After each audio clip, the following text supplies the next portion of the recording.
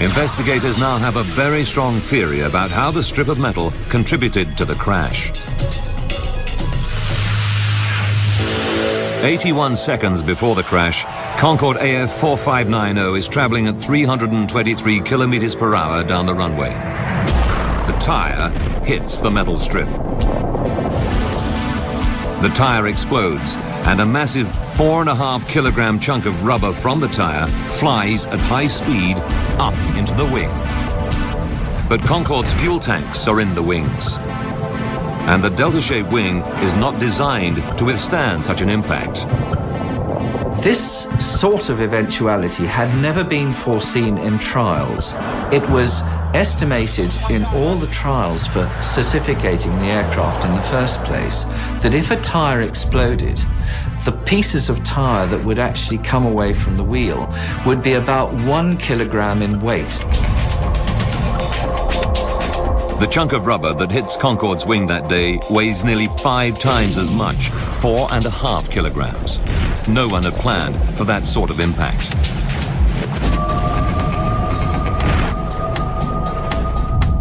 What's more, you can match the large rubber fragment of the tire with a dent on the wing. But surprisingly, the wing is not punctured at that point. So, if the heavy chunk of rubber hadn't punctured the wing, what made the fuel leak out? The piece of tire which actually hit the wing and did the damage was so big and so flat that although it was so heavy, it didn't go through the wing at all. And it caused such a shock wave to go through the fuel that it actually blew a plug of wing tank skin outwards. The shock was that bad.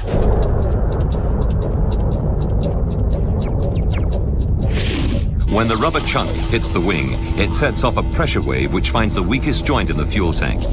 The fuel bursts out of the tank. 75 liters of fuel pour into the engine every second. But even fuel gushing over the engine needs a spark to ignite. Where did the spark come from?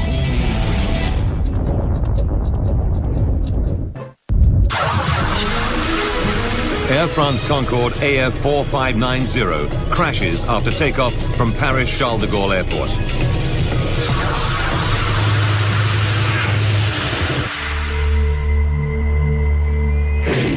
Our graphics can simulate a virtual camera on the runway to reveal the cause of the accident.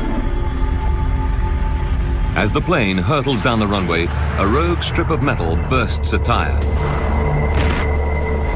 81 seconds before the crash, a heavy chunk of rubber flies into the fuel tanks. Fuel cascades over the engines. Not enough on its own to cause a catastrophe, it needs a spark.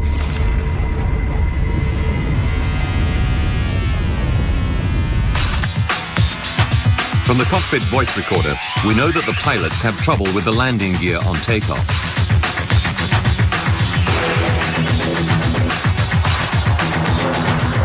As Concorde struggles into the air, pilot Christian Marty calls for the undercarriage to be raised. But it stays locked open.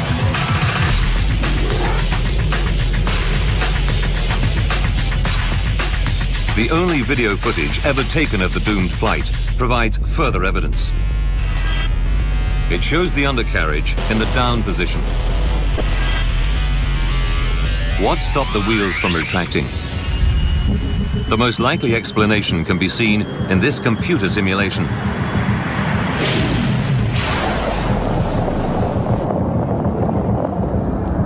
Shrapnel from the burst tire flies up into the landing gear bay, where it severs power cables. The undercarriage is now stuck in the down position. Worse still, the exposed wires are whipping around in the gale force airflow. If the exposed wires make contact, they'll spark. As fate would have it, they do.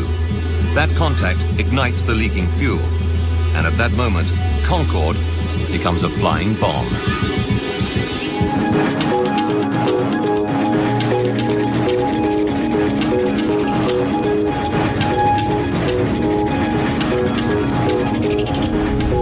can now tell you what it must have been like for Captain Marty in the cockpit. From the pilot's seat, he can't see the flames.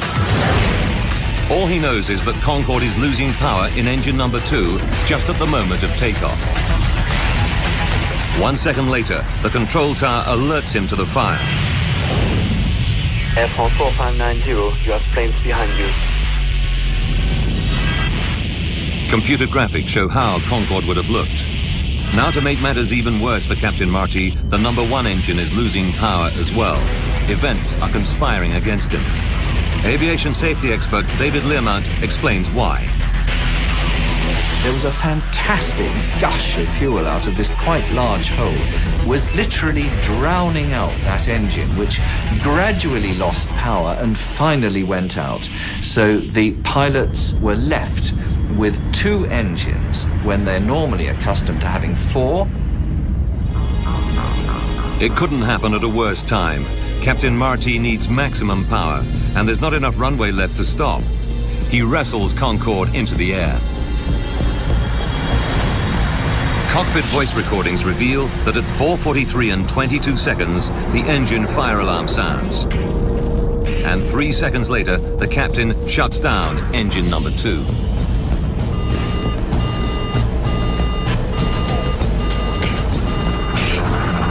The drill for a fire warning is that you shut the engine down and cut off the supply of fuel to it to try and then fire the fire extinguisher of that engine to try and put the fire out. Concorde is now 53 seconds from disaster.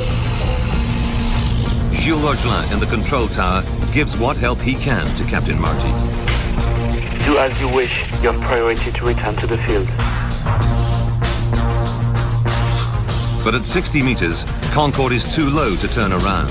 So instead, Captain Marty tries to fly the crippled plane to the nearest runway at Le Bourget Airport, just 5 kilometers ahead. But there's a new problem for Captain Marty. The fire is now so intense that Concorde's wing is melting and disintegrating. The rear end of the wing on Concorde are the controls known as elevons, which enable the pilot to point the aircraft's nose up or down. The fire was so fierce that the rear structure of the aircraft was being virtually evaporated. The pilot's essential controls were being destroyed. At the same time, the toilet smoke alarms are heard on the voice recorders. For the passengers, fumes in the cabin make conditions unbearable. Concorde is now 49 seconds from disaster.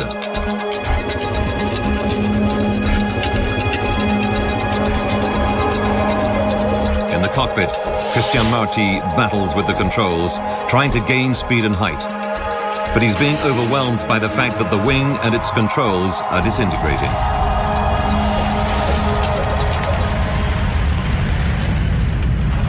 "33 seconds. The engine fire alarm sounds again and remains on for the duration of the flight. Captain Marty runs out of options. Even the runway at Le Bourget, now only 3 kilometers away, is out of reach. With just 11 seconds left, the control tower hears Christian Marty's final words. Too late. No time.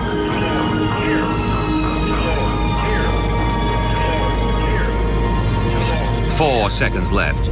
The plane dips below 15 meters.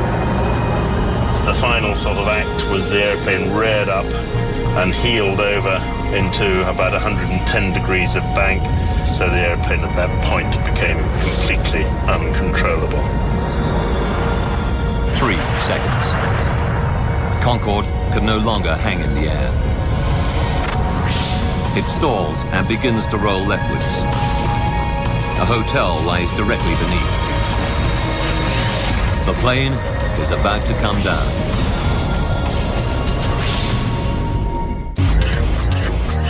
Just 118 seconds after Concorde begins accelerating down the runway, 109 people are staring death in the face.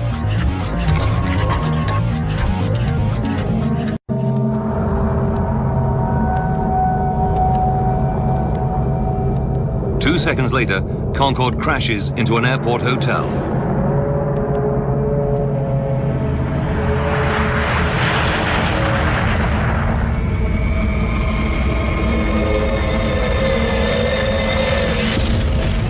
All 100 passengers and 9 crew on board are killed, as well as 4 people in the hotel.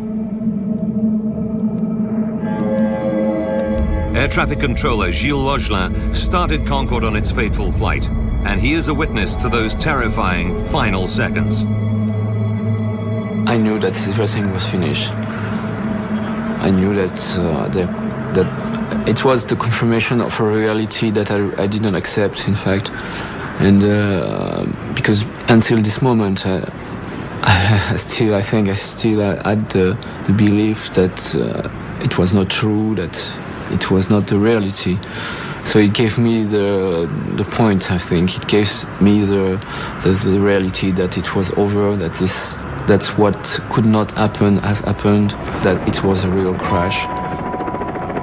Concorde, the world's only successful supersonic airliner, has its perfect 25-year safety record destroyed in just 120 seconds. It's a crash of unimaginable horror. The passengers had only a few seconds to prepare for death.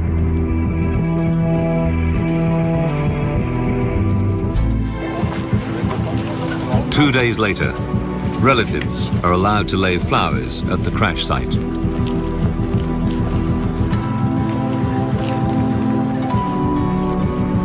Even today, they feel a deep sense of loss. Jörg Meyer's father died in the crash. I certainly miss him. He leaves a gap for me that cannot be filled. What makes it more terrible is the fact that he didn't die from a natural illness, but in a horrific accident. And he was plucked out of life in his prime. The disaster was also traumatic for those who survived from the town of Gonesse. Businessman Patrick Tess had a miraculous escape. He works directly next door to the hotel destroyed by Concorde. To this day, he's haunted by the events.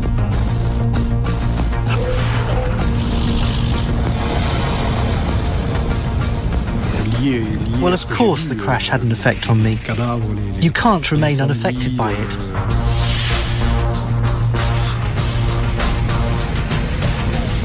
To see what I saw, the bodies, the fire, the injuries, it's awful. The smell of burning flesh is just terrible.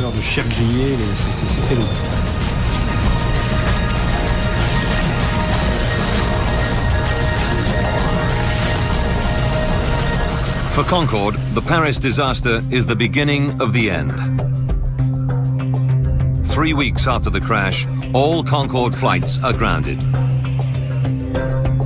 Air France and British Airways, the 2 airlines that fly Concorde, have to make major safety modifications.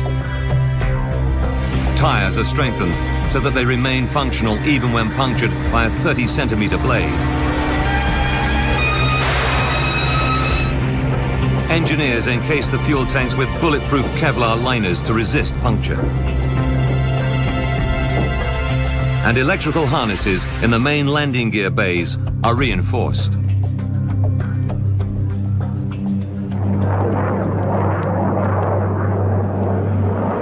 But Concorde was never to regain her former glory. 14 months after the crash, Concorde passenger flights resume, but the cost of maintaining and upgrading the aging fleet is too great. Passenger numbers decline sharply.